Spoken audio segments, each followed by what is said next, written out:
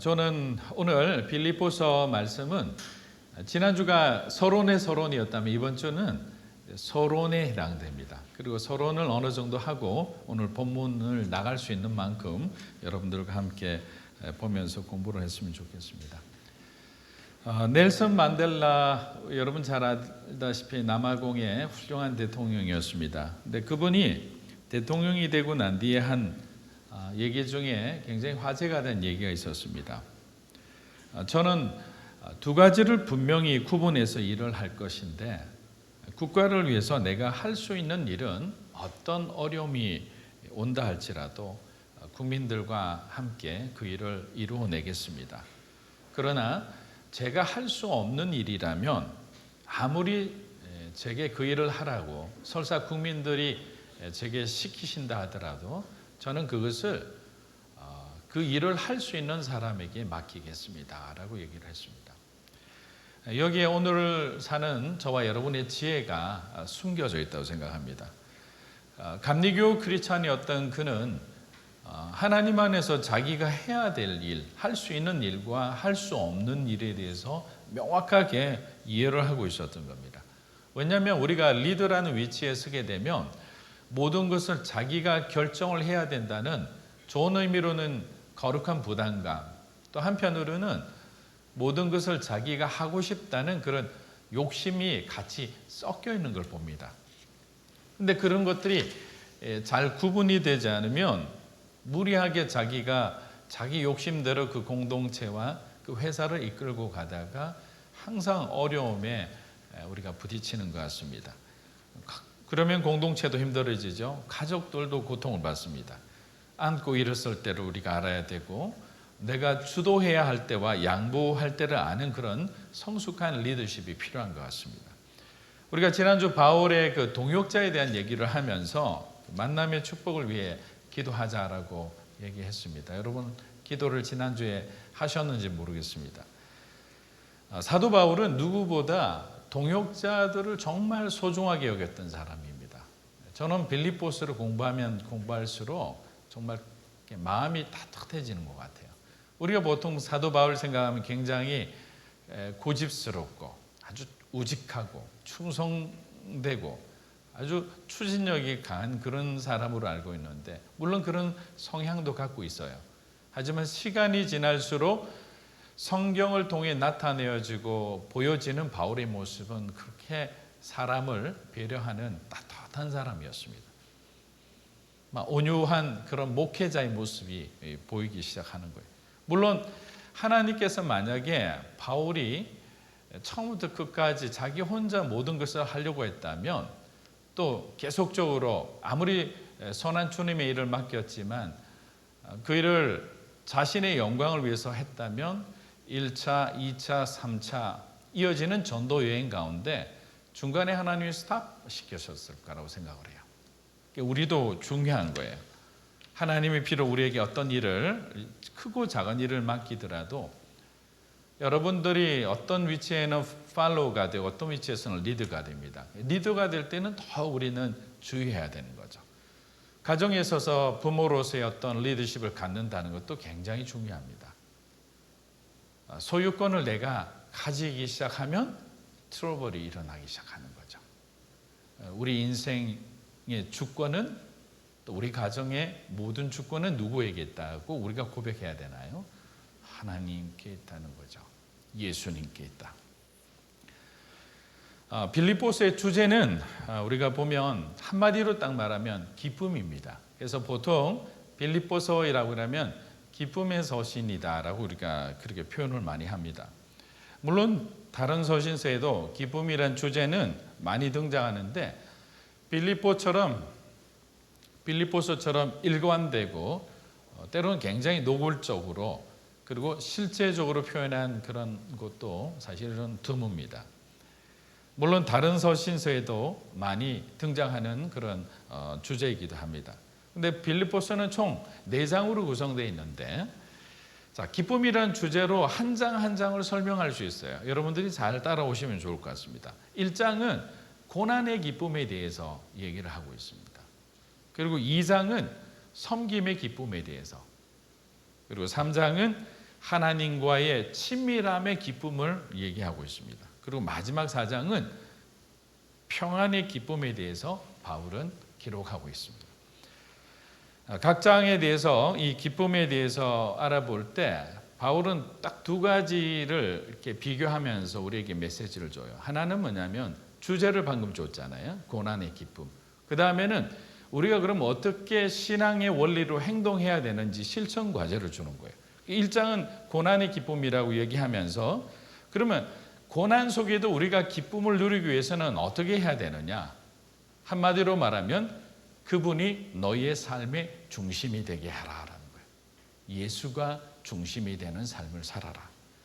만약에 우리가 그리스도가 중심이 되는 삶을 살아가게 된다면 설사 우리가 이해할 수 없는 너무나 심한 그런 혹독한 고난 가운데서도 주님을 붙들고 다시 우리는 일어날 수 있다는 메시지인 거예요. 우리 빌립보서 1장 21절을 한번 읽어보겠습니다. 빌립보서 1장 21절 시작. 이는 내게 사는 것이 그리스도니 죽는 것도 유익함이라. 내게 사는 것이 그리스도다. 자기가 없다는 거예요. 이미 나의 모든 삶은 주님으로 가득 차 있다는 거예요. 즉 예수가 우리의 삶의 가장 소중한 분이시니 주님으로 인해 받는 나의 모든 수모와 고통과 어려움은 아무것도 아니라는 거예요. 우리가 사도행전 시대의 제자의 모습들이 떠오르잖아요. 예수님 때문에 고난받고 핍박받는 것이 그들에게는 기쁨이고 자랑이 됐던 거예요. 이것은요 아무도 이해할 수 없어요. 세상 사람은. 왜냐하면 그들은 복음을 어리석다고 생각하는 거예요. 그렇기 때문에 하나님께서 저와 여러분의 영적인 눈을 뜨게 해주지 않으면 우리는 세상을 이해할 수도 없을 뿐만 아니라 하나님 나라에 숨겨진 그 보물을 찾지를 못해요. 근데 깨닫게 해주셨잖아요. 보게 해주셨잖아요. 세상 가운데서도 하나님의 은혜를 느끼고 살잖아요.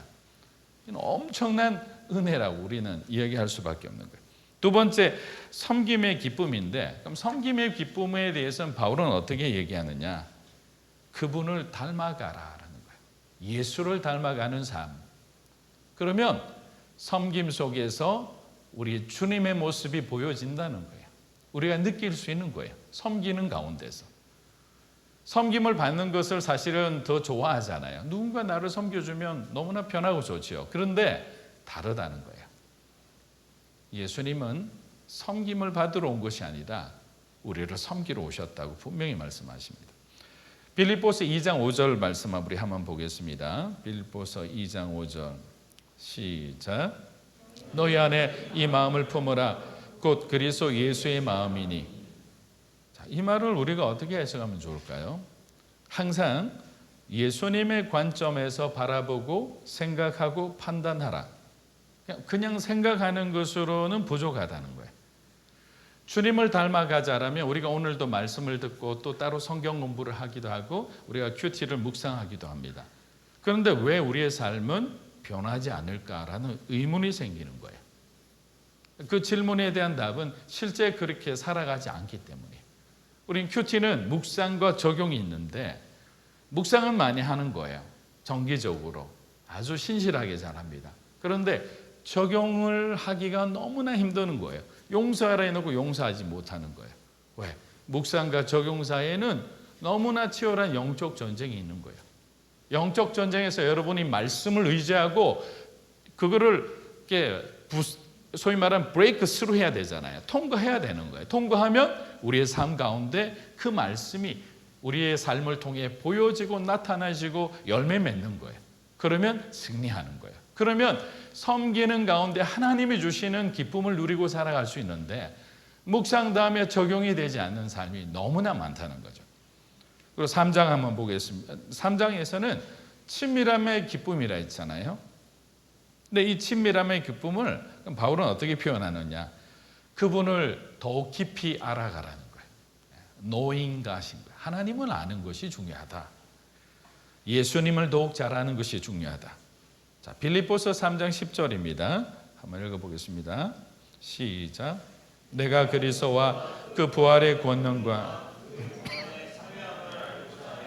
그의 죽으심을 본받아. 자, 그리스도와 부활의 권능과 그 고난의 참여함을 알기를 원한다. 사실 부활에 대한 부분이나 하나님의 영광에 대해서 알기를 원하는 분들은 많을 거예요. 천국 가면 우리가 어떻게 살죠? 우리가 어떤 몸으로 변화될까요?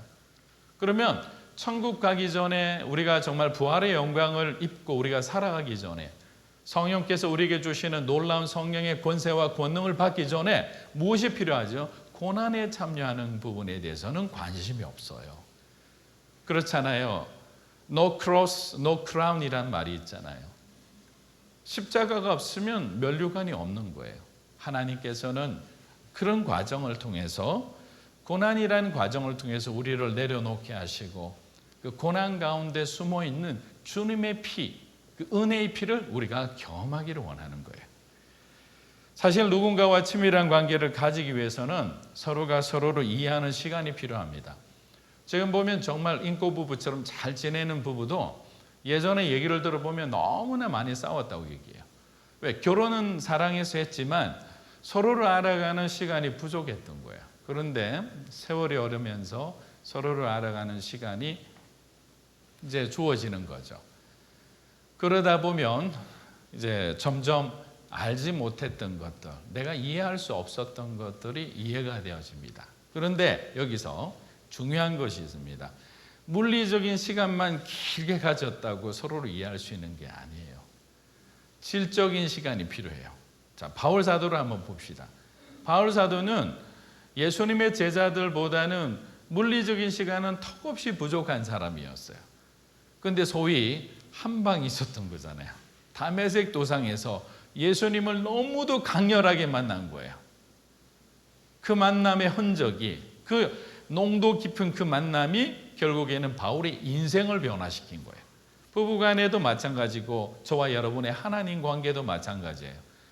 만약에 시간의 관점에서만 보면 어릴 때부터 모태신앙으로 자란 사람이 신앙에 항상 앞순위에 있어야 되잖아요. 근데 실제 보면 처음 된 자보다 나중된 자가 먼저 되는 그런 경향들이 너무나 많은 거예요. 왜? 물리적인 시간은 오랫동안 있었지만 하나님을 그렇게 간절하게 깊이 정말 절박한 마음으로 찾지 않았기 때문에 응답받지 못하고 경험하지 못한 거예요. 그런데 이제 예수님 얼마 믿지 않은 사람인데도 주님에 대해서 너무나 궁금해하는 거예요. 자기의 죄에 대해서 마치 세리 그 삭개오처럼 하나님 내게 죄가 있다면 내가 4배나 내 있는 것을 다 토색한 부분이 있다면 갚아내겠나이다. 그런 어떤 가슴을 치는 그런 통회하는 마음으로 하나님 앞에 나아가는 그런 시간들이 있느냐 없느냐의 그 차이인 거예요. 하나님을 가까이 하면 평소 때 오해하던 것들을 오해하지 않는 거예요. 우리 이해하지 못하면 오해한다고 그러잖아요. 근데 하나님을 아니까 지금 내가 겪고 있는 이 이해되지 않는 인도하심에 대해서 받아들여지게 되는 거예요. 순종하게 되는 거예요. 그래서 하나님을 아는 것은 너무나 중요한 거예요. 3장에서 지금 바울이 이야기하는 것은 무엇보다 너의 인생의 가장 중요한 것은 하나님을 아는 것이다. 하나님을 경험하는 것이다 라고 얘기하는 거예요. 그리고 4번째 주제, 4장의 주제는 평안의 기쁨입니다. 평안. 여러분 평안하기를 원하시잖아요. 샬롬이란 단어 얼마나 아름답습니까? 고난의 기쁨을 넘어 섬김의 기쁨을 배우고 친밀함의 기쁨을 통해 다시 힘을 얻은 우리에게 이제는 하나님이 마지막으로 평안의 기쁨을 누릴 수 있도록 허락하시는 거예요. 자, 바울식으로 표현하면 이 평안의 기쁨은 그분만을 의지하라라는 거예요. 예수님만을 바라봐라. 뭔가 필이 오시지 않나요? 아, 그렇구나. 우리가 폭풍 속에 우리가 뭔가 이렇게 어려움 가운데 있다 하더라도 여러분이 폭풍을 바라보세요. 흔들리는 배를 바라본다고 생각하세요. 그러면 두렵잖아요. 이게 어떻게 될지 모르잖아요. 평안을 누릴 수가 없는 상황이 되는 거예요. 근데 폭풍 가운데서도 우리를 지켜보고 계시는 예수님을 바라볼 때 바울은 얘기하는 거예요. 너의 마음에 평안이 있으리라. 왜? 그분이 건져주시잖아요. 같은 곳을 바라보는데도요, 사람마다 다른 거예요. 믿음의 사람이 바라보는 관점과 세상 사람들이 바라보는 관점은 너무나 다른 거예요. 여기서 말하는 것은 능력 주시는 자를 바라보는 것이 중요하다는 거예요. 자, 예를 들면 이런 게 있어요. 우리가 만약에 어떤 곳을 가려고 폭풍 가운데서 배를 타게 되었어요. 그러면 어떤 지역의 유력한 자가 좋은 배를 갖고 있는 거예요. 누구나 그 배를 타고 싶어 하잖아요. 왜? 안전해 보이니까. 근데 여기서 우리가 중요한 포커스는 뭐냐면 누구의 배를 타는 것이 중요한 게 아니라 우리에게 이 배를 타라고 한 분이 누구냐가 더 중요한 거예요. 하나님이 타라고 그랬다면 그 배가 유력한 자의 배든 아니면 가난한 자의 나룻배든 문제가 안 되는 거예요. 주님이 타라고 하지 않았으면 문제가 되는 거죠.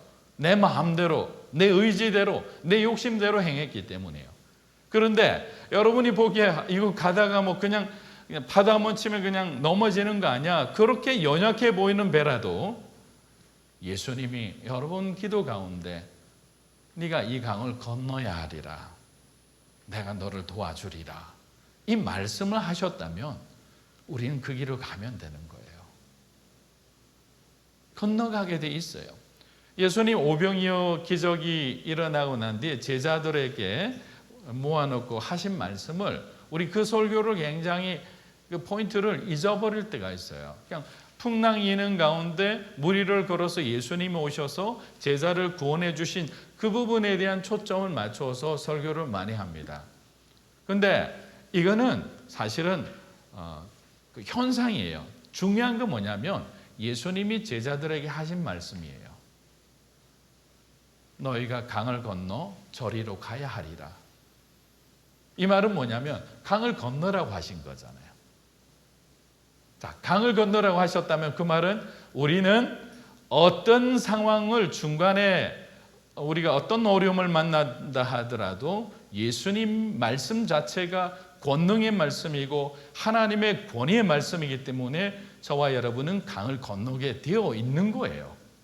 그런 하나님의 계획 속에 들어있는 삶을 살아가는데 왜 불안해합니까? 왜 두려워합니까? 왜 낙심하고 왜 좌절합니까? 우리는 하나님의 자녀잖아요. 두려워할 필요가 없는 거예요. 인생을 지나면서 고단한 시간들 다 겪게 됩니다. 저도 청소년 시절은 그렇게 넉넉한 삶을 살지 않았어요.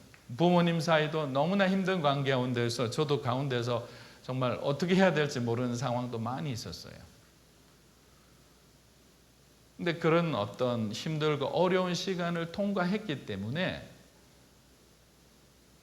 저는 저와 같은 어려움을 겪는 성도들을 바라볼 때 그냥 기도하지 않는 거예요. 기도할 때마다 눈물이 나오죠.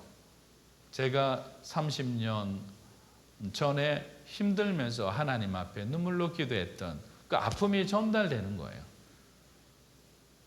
여러분들에게 뭔가 아픔이 있고 뭔가 결핍이 있고 힘이 든다는 것은 하나님이 누군가를 내 아픔을 통해서 위로하기를 원하는 거예요. 여러분은 그 순간에 능력자가 되는 거예요. 그 일에 대해서는, 그 사람에 대해서는. 다른 사람이 품어주는 거하고 달라요.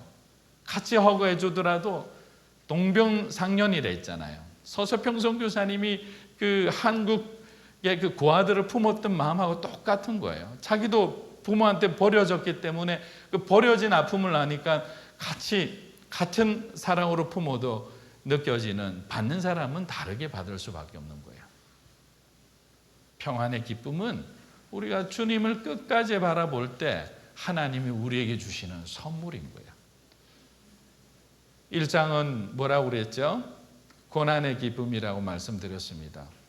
고난의 기쁨을 위해서 우리가 해야 될 일은 주님이 우리의 삶의 중심이 되게 하라는 거예요. 두 번째 2장은 뭐라고 그랬죠?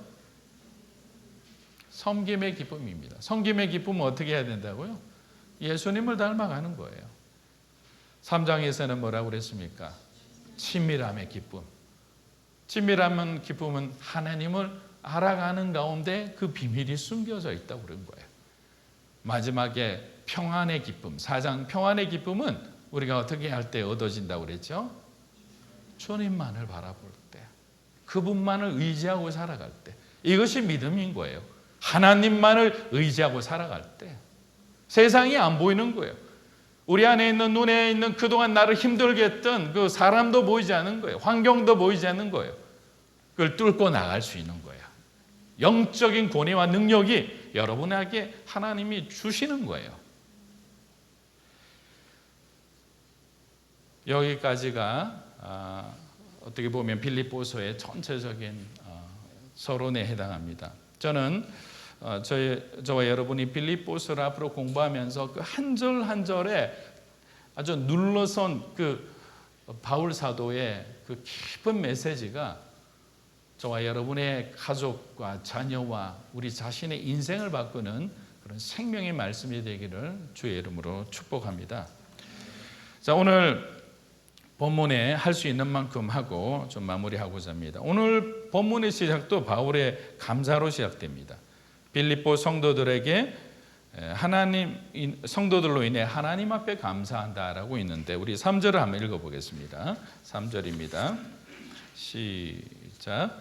내가 너희를 생각할 때마다 나의 하나님께 감사하며. 자, 빌립보 성도들로 인해서 내가 하나님께 감사한다라고 하고 있습니다. 근데 여기서 보면 너희를 생각할 때마다라고 했죠. 근데 이 생각할 때마다의 생각이라는 단어가 원어로 보면 기억하다, 회상하다라는 거예요.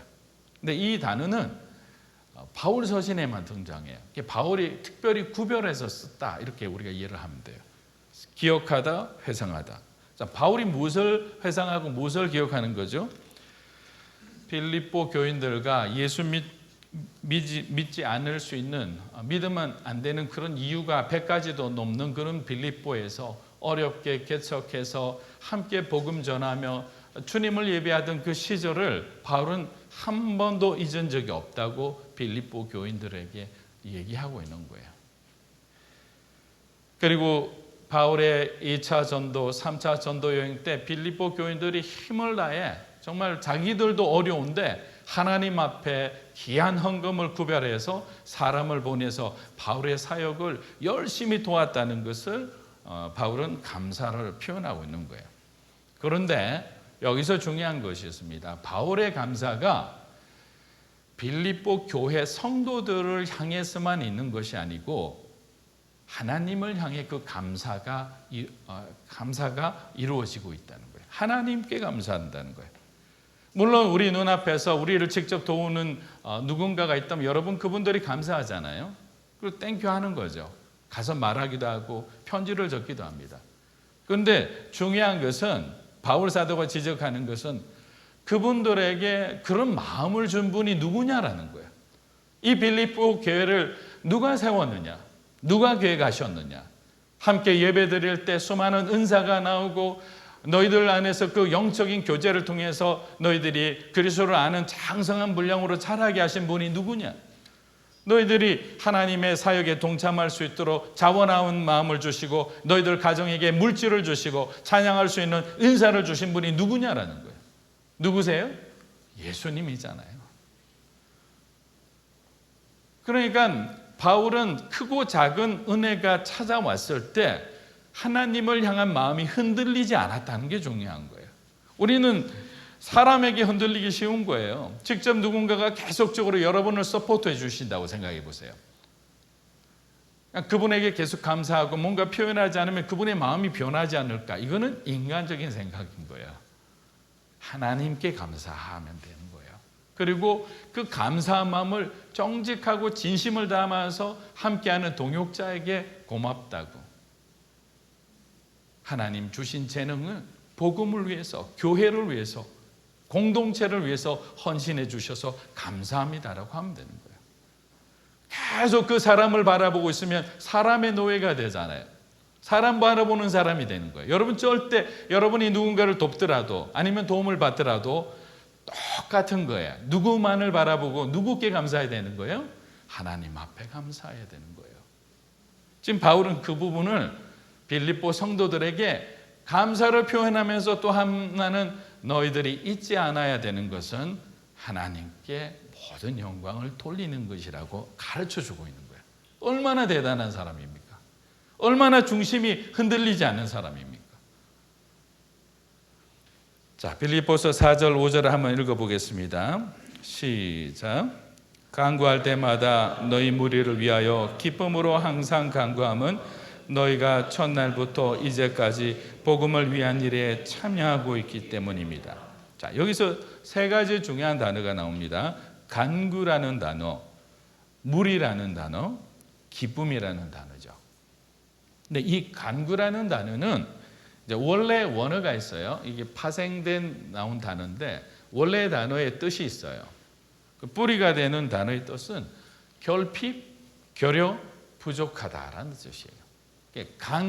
결핍이 있으니까 간구하게 되고 간청하게 되는 거예요.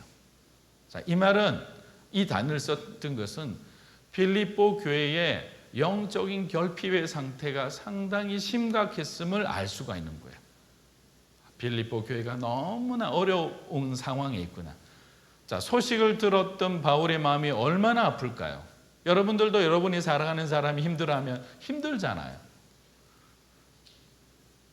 여러분이 나온 학교가 막 여러 가지 구설수나 어려운 가운데 있으면 여러분도 힘드는 거예요. 왜? 내가 사랑하는 학교인데, 내가 사랑하는 교회였는데, 고향 교회가 분란이 일어나서 이렇게 분열돼서 교회가 서로 이렇게 나뉘어졌다는 소식을 듣고 할렐루야 하는 사람 누가 있겠어요? 기도하는 거죠. 눈물로. 하나님, 우리 교회가 왜 이렇게 되었습니까? 바울이 지금 간구한다는 마음은 바울 안에 있는 하나님의 찢어진 마음이 느껴진 거예요. 그런데 지금 중요한 것은 바울은 뭐라고 이야기하냐면 기쁨으로 기도하고 있다라고 해요. 기쁨으로. 이 단어가 중요한 거예요. 이 표현이 중요한 거예요. 기쁨으로 기도하고 있다. 왜 근심으로 기도하지 않고 기쁨으로 기도할까? 이유가 있습니다. 저는 한 세 가지 정도 이유가 있다고 생각하는데요. 첫 번째는 바울이 먼저 경험을 한 거예요. 바울은 빌립보 교회를 개척한 사람입니다. 그런데 빌립보 교회를 떠나 이제 2차 전도, 3차 전도 여행을 하면서 중간에 소식이 잠시 끊어진 거예요. 계속적으로 왕래가 있었는데 소식이 끊어지니까 담임 목사 찾는 것이 빌립보 교회 성도들의 아주 가장 큰 과제가 되었던 거예요. 지금처럼 뭐 전화를 할 수 있는 것도 아니고 이메일을 보낼 수도 있는 거 아니잖아요. 한번 떠나면 누군가를 통해 서신 왕래를 하지 않고는 안 되는 거예요. 그렇게 계속 찾았어요. 찾았더니 로마 감옥에 있다는 소식을 들은 거예요. 그 소식을 듣자마자 빌립보 교인들이 얼마나 가슴이 아팠겠어요. 목회자 바울을 놓고 기도하기 시작합니다. 그리고 빌립보 교회의 가장 아주 신실한 일꾼인 에바브로디도를 큰 헌금과 동시에 옥바라지아라고 보내게 됩니다. 그렇게 보내주신 거예요. 자기는 생각을 하는 거예요. 내가 주님을 바라보고 정처 없이 로마 땅까지 와서 이곳에서 가택연금 당하듯이 감옥에 갇힌 메인바 되었으나 하나님이 너희를 통해서 나를 발견하게 해주셨고 사랑하는 동역자 에바브로디도를 보내서 또 큰 헌금을 통해서 내가 이곳에서 옥생활을 하면서 이렇게 또 다른 그 다음 하나님의 시간을 기다릴 수 있게 하나님이 내게 소망을 주셨지 않느냐.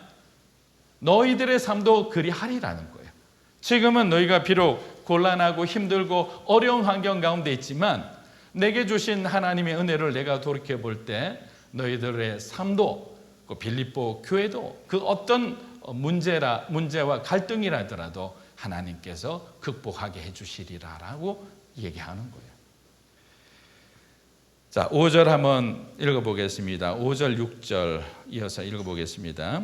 시작. 너희가 첫날부터 이제까지 복음에 의한 일에 참여하고 있기 때문이라.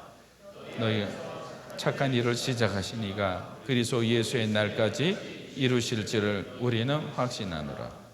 자, 바울의 기쁨은 말씀드린 대로 이미 환경을 초월한 믿음의 기쁨이에요. 믿음의 관점에서 바라볼 때 빌립보 교회 성도들아, 지금은 너희들이 분열하고 있고 너희들 안에 여러 가지 문제가 있고 신앙적인 이단의 문제도 있고 참으로 많은 문제가 있지만 염려하지 말라, 두려워하지 말라. 하나님께서 너희들이 주님을 바라볼 때, 너희들이 주님을 닮아갈 때, 너희들의 삶의 중심이 예수 그리스도가 될 때 교회는 회복되리라라는 거예요. 다시 부흥하리라. 너희들 마음에 하나님의 사랑이 회복되리라. 깨어진 관계가, 분열된 관계가 하나가 되리라고 하는 거예요. 그래서 이 6절 말씀을 여러분이 가슴에 안고 계속 외우면 되는 거예요. 6절을 다시 한번 읽어보겠습니다. 6절 시작. 너희 안에서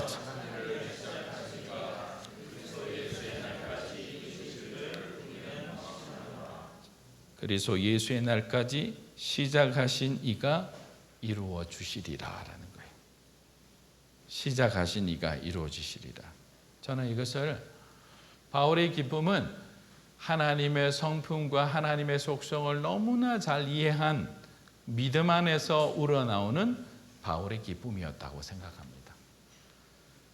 우리가 믿음의 눈을 뜨게 되면 가장 무엇을 이해하게 되나요? 하나님을 이해하게 되는 거예요. 하나님을 바라보게 되는 거예요. 그분이 어떤 분이신지를. 그러면 어떻게 되죠? 희망을 가질 수 있는 거예요. 소망을 가질 수 있는 거예요. 근데 만약에 여러분이 함께하는 사람의 신뢰가 없다고 생각해 보세요. 지금까지 여러 번 그 사람으로부터 어려운 일을 당했다고 생각해 보세요. 그럼 그 사람이 말하는 것을 여러분이 믿을 수 있을까요? 같이 일을 한다고 하지만 어느새 그 사람의 마음이 변해서 또 다른 일을 행할까 두려운 마음이 생기는 거예요. 근데 바울은 자기를 부르신 그분이 지금까지 어떻게 자기를 지키고 보호해 주셨는지 자기의 믿음 안에 그게 깊이 각인되어 있었던 거예요. 그 믿음이 환경을 이기게 해주는 거예요. 사람을 넘게 해주는 거예요. 관계를 회복시키게 해주는 거예요. 사랑하는 우리 믿음으로 사는 교회 성도 여러분의 삶 가운데서도 하나님이 만들어 가시는 그분이 우리 인생을 시작하게 해주셨으면 하나님이 우리 인생의 완성자가 되어 주시겠다는 그러한 믿음으로 승리하시게 되시를 주의 이름으로 축복합니다. 우리 하나님 앞에 기도하며 나아갔으면 합니다.